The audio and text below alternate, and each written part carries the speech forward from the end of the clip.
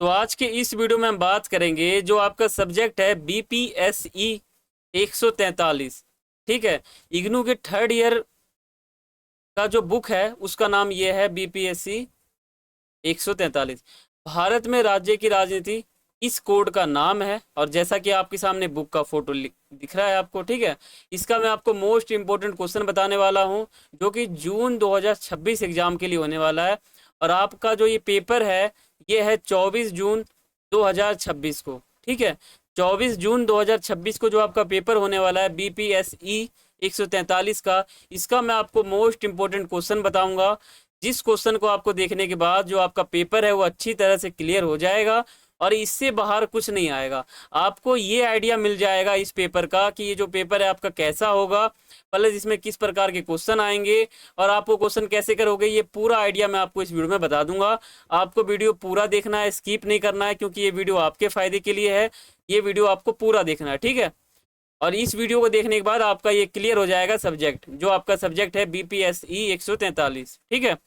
तो आगे बढ़ते हैं और शुरू करते हैं अपने वीडियो को।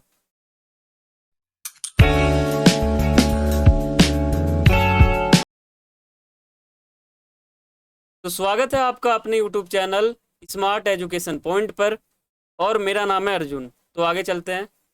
और आप मुझे सोशल मीडिया पे फॉलो कर सकते हो। अगर आपका इग्नू का एग्ज़ाम चल रहा है थर्ड ईयर का, सेकेंड ईयर का, तो आप मुझसे उससे संबंधित जो है आप टेलीग्राम चैनल को ज्वाइन कर सकते हो, जहाँ पर आपको कुछ भी पूछना है वो पूछ सकते हो। कुछ भी आपको पूछना हो या कुछ भी आपको डॉक्यूमेंट कुछ भी चाहिए तो वो आप यहाँ से ले सकते हो। जो इसका पीडीएफ होता है ये भी आपको यहीं पर मिलेगा इस वीडियो का। बाकी आपको कोई सवाल रहता है तो आप मुझसे इंस्टाग्राम फेसबुक पे आके पूछ सकते हो। दोनों का यूजर नेम आप सभी के सामने लिखा हुआ है, ठीक है। तो आगे चलते हैं। और जैसा कि मैंने आपको बता दिया, वीडियो आपको स्किप नहीं करना है, वीडियो आपको पूरा देखना है।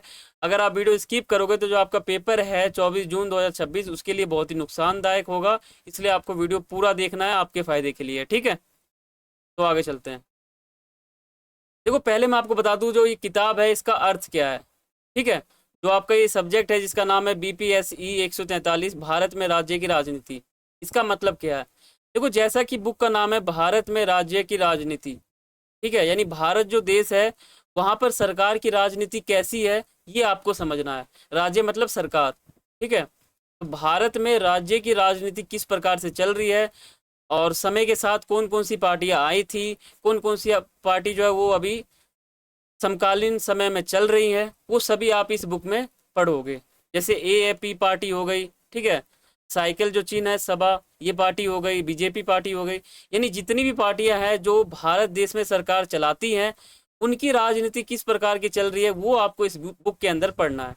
जैसा कि बुक का नाम ही है भारत में राज्य की राजनीति, यानी भारत में सरकार की राजनीति किस प्रकार से चल रही है। जैसा कि आपको पता होगा 15 अगस्त 1947 को भारत देश आज़ाद हुआ था।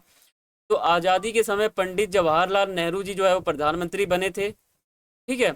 और उन्होंने 1964 तक शासन किया था और 1964 में उनका निधन हो जाता है। फिर इंदिरा गांधी जो है वो प्रधानमंत्री बनती हैं। फिर उन्होंने जो है पूरा का पूरा बागडोर संभाला था।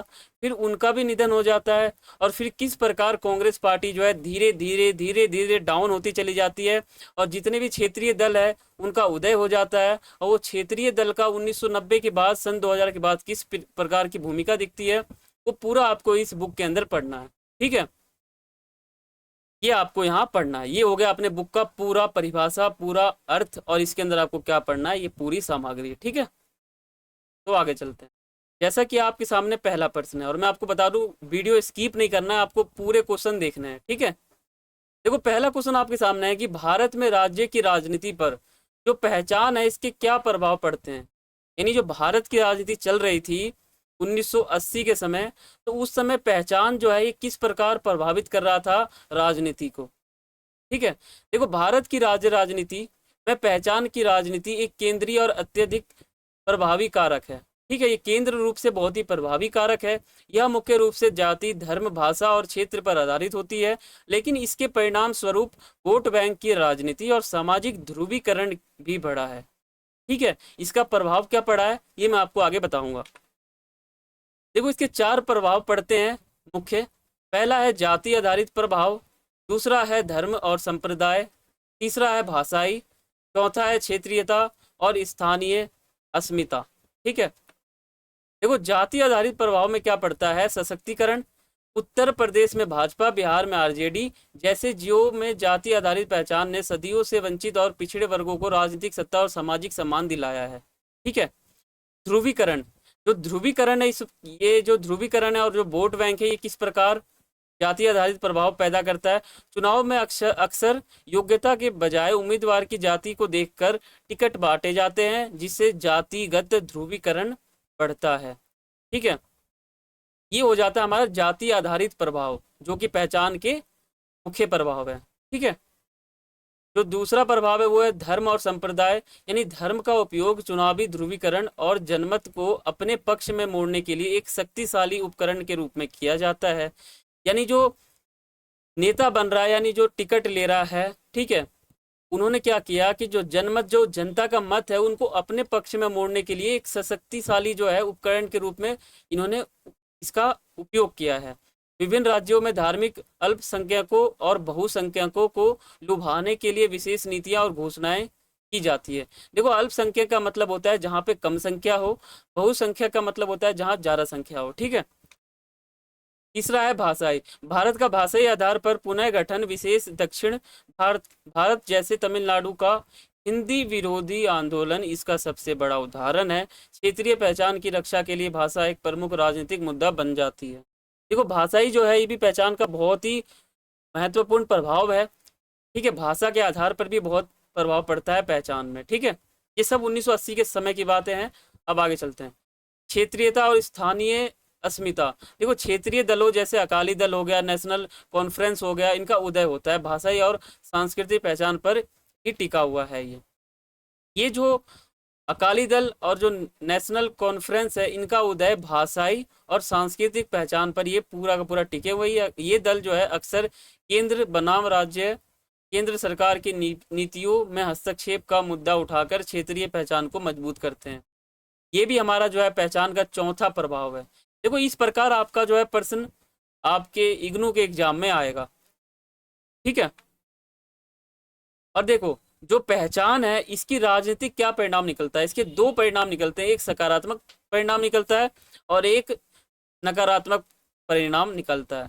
ठीक है। पहले मैं आपको बता दूं कि आपको पेपर किस प्रकार से करना है। जैसे मान लो ये आपका सीट है, आपको क्वेश्चन लिखना है यहाँ पर, अब फिर आपको यहाँ पे प्रसंग लिखना है इस प्रकार, और फिर यहाँ पे आपको इस क्वेश्चन का एक प्रसंग बनाना है, भूमिका बनाना है, फिर आपको इसको पूरा का पूरा सॉल्व करना है यहाँ पर पॉइंट टू पॉइंट। जैसे आपने पहला पॉइंट लिखा, टाइटल लिखा, फिर आपको यहाँ पे निष्कर्ष लिखना है। ठीक है, इस प्रकार आप लिखोगे तो आपका क्वेश्चन बहुत ही आसानी तरीके से होगा।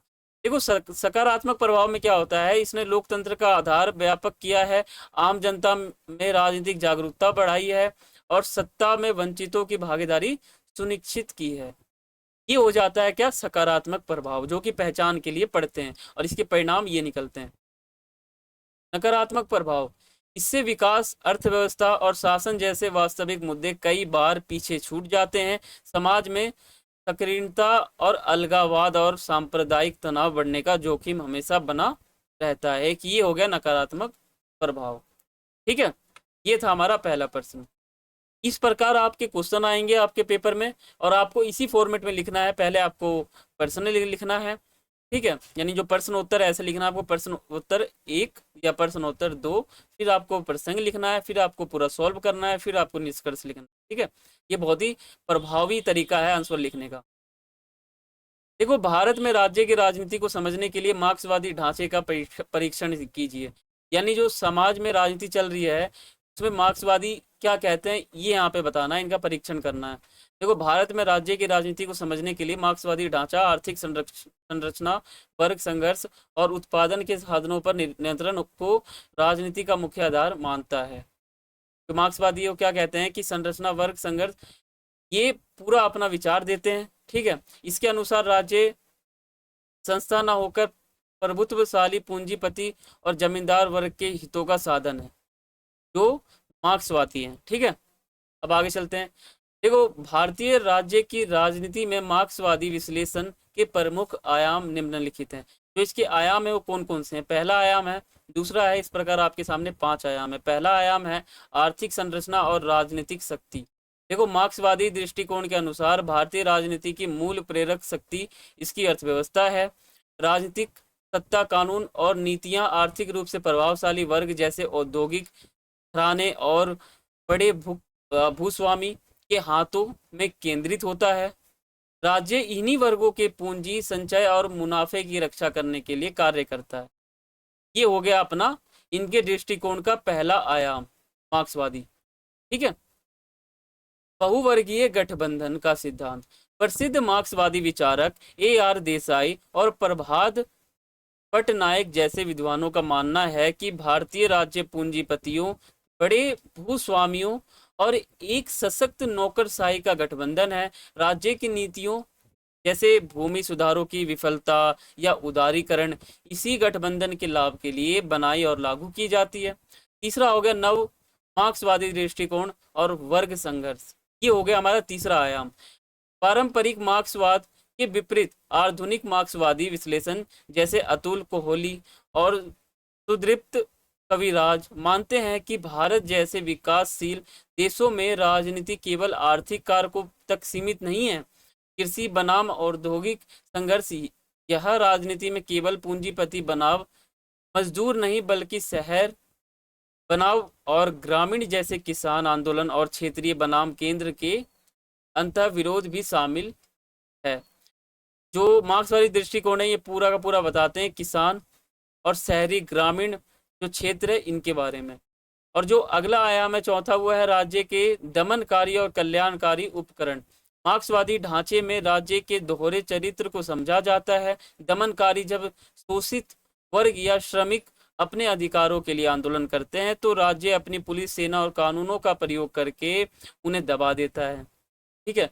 कल्याणकारी व्यवस्था को बनाए रखने के लिए, श्रमिक वर्ग को संतुष्ट करने के लिए राज्य समय समय पर कंसेबिलिटी और कल्याणकारी योजनाएं लागू करता है। ये जो विचार है ये पूरा का पूरा मार्क्सवादी विचार है। ये क्या कहते हैं राज्य की राजनीति पर। अंतरराष्ट्रीय पूंजी और साम्राज्यवाद का प्रभाव। देखो, नव मार्क्सवादी ढांचा, जो नव मार्क्सवादी विचारधारा है वो भारतीय राजनीति को अंतरराष्ट्रीय अर्थव्यवस्था से जोड़कर देखता है और वो कहता है कि वैश्वीकरण और बहुराष्ट्रीय कंपनियां के प्रवेश के माध्यम से भारतीय राज्य वैश्विक पूंजीवाद की परिधि में बंधा हुआ है। ठीक है। जहां अक्सर स्थानीय संसाधनों का दोहन और विदेशी पूंजी का हित सर्वोपरि हो जाता है। ये कहता है पांचवा आयाम। इस प्रकार आपके सामने 5 आयाम लिखे हुए हैं। अब बात करते हैं तीसरा प्रश्न। देखो, भारत में राज्य स्वायत्ता की मांग का वर्णन कीजिए। देखो, भारत में क्या होता है, स्वायत्ता की मांग बढ़ती है। स्वायत्ता का मतलब होता है जनता की इच्छा या जनता का डिमांड। ठीक है। भारत में राज्य स्वायत्ता की मांग का तात्पर्य देश की एकता और अखंडता को नुकसान पहुंचाए बिना आंतरिक मामलों में केंद्र सरकार के हस्तक्षेप को कम करना है। इसका मुख्य उद्देश्य राज्यों की अपनी प्रशासनिक, वित्तीय और विकासात्मक नीतियां बनाने की अधिक स्वतंत्रता प्रदान करना है। ठीक है। देखो, प्रमुख कारण और मांगे, जो इनकी मांगे हैं क्या क्या है। पहला है, मान लो वित्तीय स्वायत्ता, यानी राज्य करों का एक बड़ा हिस्सा केंद्र को जाता है। राज्य मांग करते हैं कि राजस्व बंटवारे में उन्हें अधिक हिस्सा मिले और अपनी विकास योजनाओं के लिए ऋण लेने की स्वतंत्रता शक्ति हो। जो ऋण है, जो टैक्स है, वो लेने की स्वतंत्रता हो वित्तीय स्वायत्ता के अंदर। अवशिष्ट शक्तियां। देखो, संविधान के अनुसार जिन विषयों का उल्लेख किसी भी सूची में नहीं है, जैसे मान लो कुछ ऐसी सूची थी, जैसे 3 शक्तियां थी। एक था राज्य सूची, एक था केंद्र सूची, एक था संवर्ती सूची। राज्य सूची यानी ऐसे मुद्दे जो राज्य के अंदर आते हैं। केंद्र सूची का मतलब होता है ऐसे मुद्दे जो केंद्र सूची के अंदर आते हैं। ठीक है। और संवर्ती का मतलब होता है ऐसे मुद्दे जिस पे दोनों ही काम करते हैं। ठीक है। संविधान के अनुसार जिन विषयों का उल्लेख किसी भी सूची में नहीं है उन पर कानून बनाने का अधिकार केंद्र के पास है। ठीक है। राज्य मांग करते हैं कि ये शक्तियां राज्यों को दे देनी चाहिए। ठीक है। जो तीसरा है वो है राज्यपाल की भूमिका। केंद्र द्वारा नियुक्त राज्यपालों के माध्यम से राज्य सरकारों, विशेषकर गैर केंद्र शासित दलों वाली सरकारों के मामले में अत्यधिक हस्तक्षेप को राज्य स्वायत्ता के खिलाफ माना जाता है। चौथा है केंद्र राज्य संबंध उपयोग। इस संतुलन को सुधारने के लिए कई समितियां और आयोग बने हैं, जैसे सरकारी आयोग 1983 में बना था और पूंजी आयोग 2007 में बना था। ठीक है। और मैं आपको बता दूं, जब आपका पेपर होगा तो पेपर आपका 3 घंटे का है। ठीक है, आपको वीडियो स्किप नहीं करना है। जो पेपर है आपको, आपका 3 घंटे का पेपर है, यानी 3 घंटे का आपका पेपर है। और जो आपका पेपर है वो BPSE 143 का है। तो इसका पेपर आपको किस प्रकार देना है कि जो आपका क्वेश्चन है, पहले आपको क्वेश्चन लिखना है, फिर आपको प्रसंग लिखना है, फिर आपको पूरा पूरा पॉइंट बना के लिखना है, फिर आपको निष्कर्ष लिखना है। और बाकी आपको एक क्वेश्चन जो है आधे घंटे में सॉल्व करना है, यानी 30 मिनट में। इस प्रकार आप जो है 2.5 घंटे में 5 क्वेश्चन कर लोगे, है ना। और जो आधा घंटा बचेगा वो आपका फ्री का हो जाएगा, या फिर आप आखिरी का प्रश्न जो है 1 घंटे में भी कर सकते हो। इस प्रकार आप अगर क्वेश्चन करोगे तो आपका 3 घंटे में पूरा पेपर हो जाएगा। और आप कम से कम 20 नंबर का आपका क्वेश्चन रहता है, तो 20 नंबर के क्वेश्चन के लिए आप कम से कम 5 पेज लिख सकते हो। 5 पेज बहुत ही मेन होता है, या 5 लिख सकते हो या तो 4 भी लिख सकते हो, लेकिन अगर आप 5 पेज लिखोगे तो बहुत ही सही रहेगा। ठीक है। देखो, केंद्र और राज्यों के बीच विधायी शक्तियों का विभाजन की संक्षेप में व्याख्या करें। देखो, भारतीय संविधान के अनुच्छेद 245 और 255 केंद्र और राज्यों के बीच विधायी शक्तियों का स्पष्ट विभाजन करता है। संविधान की 7वीं अनुसूची में 3 सूचियां हैं। जो पहली सूची है वो है संघ सूची। इसमें राष्ट्रीय महत्व के विषय जैसे रक्षा, विदेश मामले, रेलवे, मुद्रा शामिल है। इन पर केवल केंद्र सरकार संसद कानून बना सकती है। ऐसे मुद्दे जिस पर सिर्फ और सिर्फ केंद्र सरकार कानून बना सकती है। देखो, संघ मतलब होता है केंद्र सरकार। ठीक है। राज्य सूची, इसमें क्षेत्रीय व स्थानीय महत्व के लिए जैसे पुलिस, कृषि, जेल, स्थानीय प्रशासन आते हैं। सामान्य परिस्थितियों में इन पर केवल राज्य विधानमंडल कानून बना सकते हैं या बनाते हैं। ठीक है। और समवर्ती सूची में क्या होता है, इसमें दोनों के साझा हित के विषय आते हैं, जैसे शिक्षा हो गया, वन हो गया, विवाह हो गया, श्रम हो गया। इन पर केंद्र और राज्य दोनों मिलकर कानून बनाते हैं, लेकिन विवाद अगर आ जाए ना इन दोनों के बीच, तो वहां पर केंद्र सरकार सीनियर होता है, वो जो कह देगा वो मानना पड़ेगा। ठीक है। 5वां आपके सामने प्रश्न है, प्रवासन द्वारा वैश्वीकरण के बीच संबंधों की व्याख्या का परीक्षण कीजिए। जो प्रवासन है, प्रवासन द्वारा जो वैश्वीकरण है उसके बीच संबंध क्या है, इनकी व्याख्या आपको करनी है। देखो, प्रवासन और वैश्वीकरण एक दूसरे के पूरक और उत्प्रेरक है। ठीक है, एक दूसरे से ऑपोजिट है। वैश्वीकरण प्रवासन को बढ़ावा देता है। कारण, और जो कारण है वह प्रवासियों की आवाजाही तथा अनेक नेटवर्क, उनके नेटवर्क वैश्वीकरण को गति देते हैं। ठीक है। जो प्रवास, जैसे मान लो कोई प्रवास करता है, उससे क्या होता है, कहीं ना कहीं वैश्वीकरण को गति मिलता है। वैश्वीकरण का मतलब क्या होता है, एक सामान को दूसरी जगह पहुंचाना, इसकी सुविधा। ठीक है। परिणाम, यह संबंध आर्थिक, सामाजिक और राजनीतिक दृष्टिकोण से स्पष्ट होता है। देखो, प्रवासन वैश्वीकरण के परिणाम, इसके जैसे मान लो प्रवासन होता है, उसके वैश्वीकरण के क्या परिणाम पड़ते हैं। एक है आर्थिक अवसर। ठीक है। वैश्वीकरण ने वैश्विक अर्थव्यवस्थाओं को एकीकृत किया है, जिससे बहुराष्ट्रीय कंपनियों का उदय हुआ है। बेहतर रोजगार, उच्च वेतन और जीवन स्तर की तलाश में लोग एक देश से दूसरे देश प्रवास करते हैं। परिवहन और संचार का विकास, देखो, सूचना प्रौद्योगिकी जैसे इंटरनेट, सोशल मीडिया और परिवहन के आधुनिक संसाधनों ने दुनिया को करीब ला दिया है। अब किसी अन्य देश में अवसरों के बारे में जानकारी प्राप्त करना और वहां पहुंचना बहुत आसान हो गया है। देखो, प्रवास और वैश्वीकरण का संबंध बहुत ही गहरा है। ठीक है। प्रवास होने के साथ साथ वैश्वीकरण का भी कहीं ना कहीं ऊंचाइयों पे छूते हुए वो दिखते हैं। देखो, शिक्षा का अंतर्राष्ट्रीयकरण, वैश्वीकरण के युग में विदेशी विश्वविद्यालयों में उच्च शिक्षा प्राप्त करने की प्रवृत्ति बढ़ी है, जिससे छात्रों का अंतर्राष्ट्रीय स्तर पर बड़े पैमाने पर प्रवास होता है। प्रवास का मतलब होता है एक स्थान से दूसरे स्थान जाना, यानी यात्रा करना। ठीक है। ये हमारा एक मोस्ट इम्पोर्टेंट क्वेश्चन का सीरीज था, जिसमें मैंने आपको BPSE 143 का मैंने आपको मोस्ट इम्पोर्टेंट क्वेश्चन बताए हैं। अगर आपको वीडियो पसंद आया है तो आप मुझे ये बताओ कि आपको कौन सा आपके पास सब्जेक्ट है जिसका वीडियो बनाना चाहिए। जैसे मान लो आपका और भी कोई सब्जेक्ट होगा जिसके पेपर अभी बाकी होंगे, तो आप मुझे कमेंट करके बता सकते हो कि आपको वो पेपर का इंपॉर्टेंट क्वेश्चन चाहिए। ठीक है, ये आप मुझे बता सकते हो। सब्जेक्ट आप लिख सकते हो, साइड में आप ये लिख सकते हो कि इसका इंपॉर्टेंट क्वेश्चन बनाना है। तो आप मुझे कमेंट करके जल्दी जल्दी बताओ, तो उसके हिसाब से वीडियो बन जाएगा। बाकी आप चैनल पर नए हैं तो इसको सब्सक्राइब कर सकते हैं और वीडियो को लाइक कर सकते हैं, शेयर कर सकते हैं, और मुझे कमेंट करके आपको बताना है कि ये वीडियो आपको कैसा लगा है, प्लस आपके कौन से सब्जेक्ट बाकी हैं जिनका वीडियो बनाना है। ठीक है, और बाकी इस वीडियो का जो नोट्स होता है, जो पीडीएफ होता है, वो आपको हमारे टेलीग्राम चैनल पर मिल जाएगा। टेलीग्राम चैनल का जो लिंक है इसी वीडियो के डिस्क्रिप्शन में दिया गया है। इंस्टाग्राम का जो लिंक है वो भी इस वीडियो के डिस्क्रिप्शन में है। फेसबुक का भी है, तो आप वहाँ पे जाकर ये सभी फॉलो कर सकते हो। ठीक है, तो ये हमारा आज का वीडियो था। आपको जो एग्ज़ाम है 24 जून 2026 को, उसके लिए आप सभी को शुभकामनाएं। तो मिलते हैं अगले किसी वीडियो में, तब तक के लिए सभी को थैंक्स फॉर वॉचिंग।